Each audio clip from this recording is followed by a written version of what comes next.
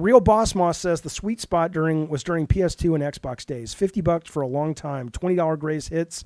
Absolutely. But listen though, man, this is why I'm imploring you.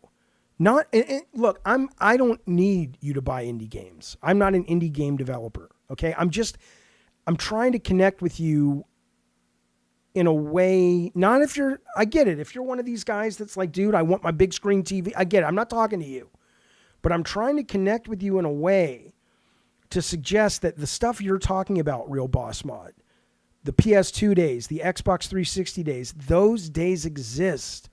They exist to some degree on console if you just shop the indie stuff, right? Let me show you this. I haven't played this. This just came out. There's a game on Steam, and I haven't played it yet. I'm not advocating it or for it. I don't know if it's good or not. Hollow Body. It's a $15 game.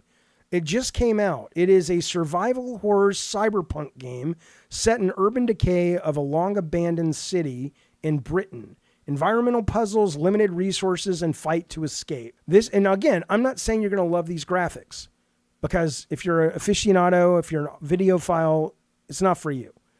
But if you just love those days of playing all kinds of weird shit, different shit, people are comparing this who have played it to Silent Hill. It'll cost you about $20.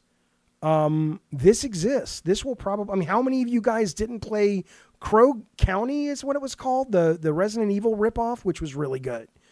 But people just ignore this shit and act like this is somehow lesser. But this is where people are making the magic right now, man. Steam and itch.io and even the PlayStation and Xbox and especially the Nintendo Switch store are filled with these games. My guess is a lot of the people that complain about, I wish it was like it was back when I was a kid. It is. They're just not looking in the right place because they're turned off by the visuals, which I get. I appreciate that. But, if you really love music, you're not going to get the production value of a Taylor Swift concert.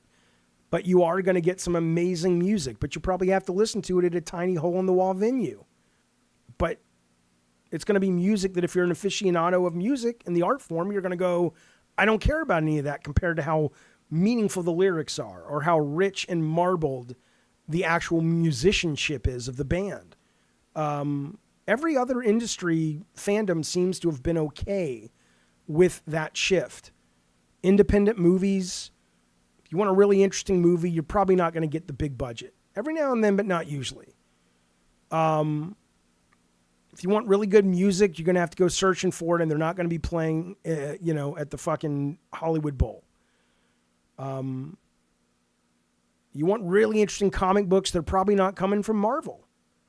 Why do you think games struggle so much? Gamer fandom struggles so much to bring the people who say they love the medium into that fold and to get them to transition and say, hey, your love of this shit is still there. It hasn't gone anywhere. It's just, you got to, drive a little bit to get to it now. This game you just saw was made by one person that I just showed you. Great. One guy made this game. Come on now. What are we doing?